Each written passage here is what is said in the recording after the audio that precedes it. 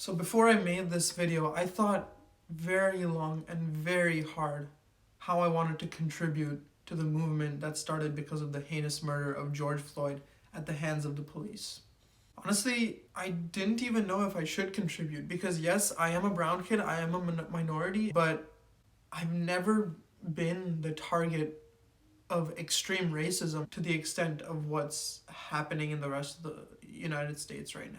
I've slowly come to the realization that even though I haven't suffered through police violence and police brutality and the systemic racism that obviously exists in this country, I can at least do my part as an aspiring doctor to show you that this systemic racism also exists in the field that I want to be a part of one day.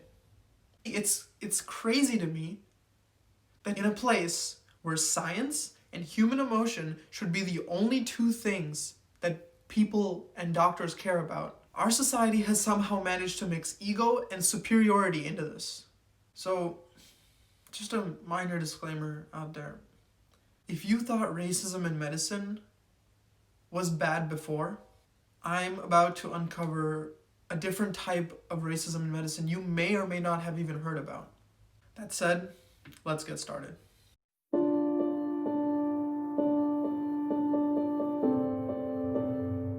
Now, we all have heard from numerous sources that the Black community obviously faces a disproportionate amount of bias in medicine. And that is true of the general population. But it's also disheartening to hear that this is true of the Black doctors, physicians, and nurses out there. Dr. Monica Peak was the attending physician for a patient with a serious condition. The patient refused care from Dr. Peak and her team and issued a written request for a white physician. That the primary thing on his mind was not his health, but his racial prejudices towards persons of color who are caring for him. Being a doctor gives you power. The white coat and the stethoscope, they aren't just tools, they're symbols of status. And any sane doctor out there knows that with this status comes the power to benefit society. Now, even though Black doctors like Dr. Monica Peak do this all the time and are out there benefiting the society, and they're respected by the medical community for this, all it takes is something as meaningless as a racist remark to tear that status down. And to anyone out there who's saying, oh, maybe the white guy just wanted a better doctor and Dr. Peak wasn't doing a good job, I say to you, first, check yourself, stay in your lane, okay? And second, in the clip it said the white man was in critical condition. So you're telling me that this guy who was about to be sick and almost died turned to his doctor and said, I don't want you as my doctor, I want a white doctor. He cared that much about race that he dismissed a doctor just because of her skin color, even though she would have provided him life-saving treatment. From the video, it shows you that the patient didn't even hear her out. She didn't even start treating him and he dismissed her. Yeah, I think this is a race thing. So my thought is that this problem has to stem from somewhere. What the man did and said 100% was racist. But here's the thing, it may not even be his fault. I think his education and his upbringing were at fault, and that's the real problem we have to deal with here. Look, if someone is about to save your life, the last thing any logical person would do is to dismiss that person. So this only shows that this racism must be so deep-rooted that we have to fundamentally change the way we nurture children and the entire education system itself, and kids' media, so that kids grow up in increasingly diversified environments. Okay, now, I know Hollywood is getting a little more diverse with what it's doing, and actually Disney is slowly getting better. Like, we know there's Dr. McStuffins, and that show is great. It's all about a Black girl who pretends to be a doctor and treat patients, which are her stuffed animals. But that's not the point. She treats patients. Or did you even know there's a TV show featuring brown people? Called Mira, Royal Detective. I'm not gonna lie, the theme song kind of slaps. I'm Mira, Royal Detective. Let's hear it for Mira, Royal Detective. Also, if I'm being honest, it does feel kind of weird to hear an American accent coming out of her mouth. There's also Diary of a Future President. It's on Disney+. And it's about a Cuban American girl and her dreams and goals. So we are making progress. And we have to make sure that as we keep going forward, we have to keep showing the nuances of the diversity that we're showing to kids. There's more to being Asian than just doing kung fu. There's more to being Indian than just speaking with an Indian accent.